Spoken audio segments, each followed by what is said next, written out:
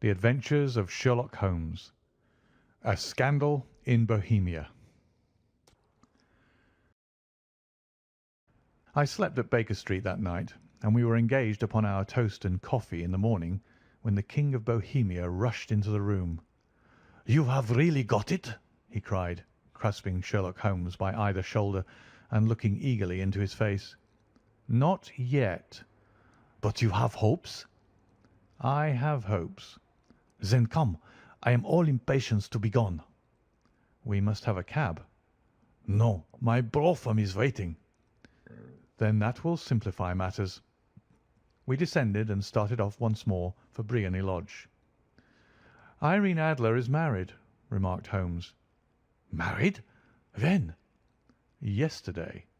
"But to whom?" "To an English lawyer named Norton." "But she could not love him?" "I am in hopes that she does." "And why in hopes?"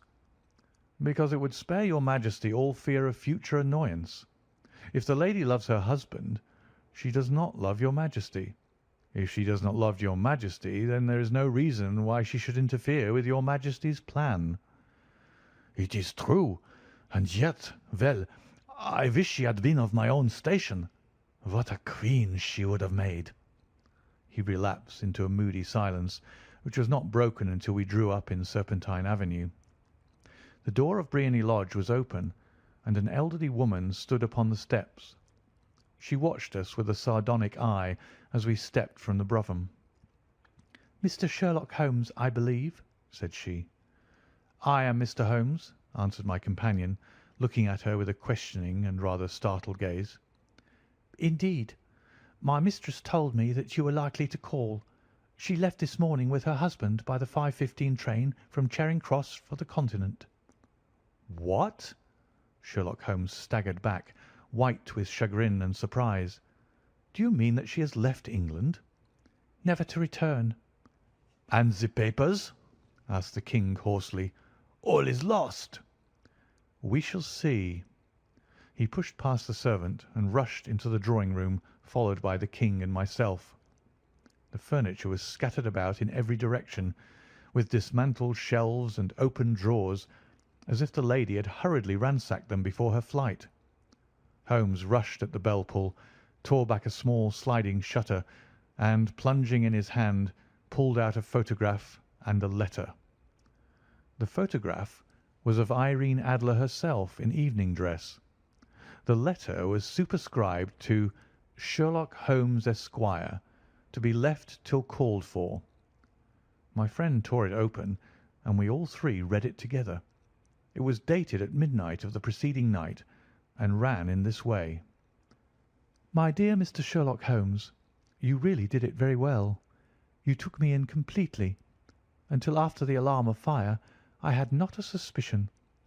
But then, when I found how I had betrayed myself, I began to think. I had been warned against you months ago. I had been told that if the King employed an agent it would certainly be you, and your address had been given to me. Yet with all this you made me reveal what you wanted to know. Even after I became suspicious, I found it hard to think evil of such a dear, kind old clergyman. But you know, I have been trained as an actress myself. Male costume is nothing new to me. I often take advantage of the freedom which it gives. I sent John, the coachman, to watch you, ran upstairs, got into my walking clothes, as I call them, and came down just as you departed. Well, I followed you to your door, and so made sure that I was really an object of interest to the celebrated Mr. Sherlock Holmes. Then I rather imprudently wished you good night, and started for the Temple to see my husband.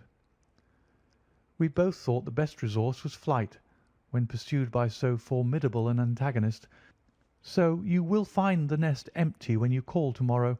As to the photograph, your client may rest in peace. I love and am loved by a better man than he. The King may do what he will without hindrance from one whom he has cruelly wronged. I keep it only to safeguard myself, and to preserve a weapon which will always secure me from any steps which he might take in the future.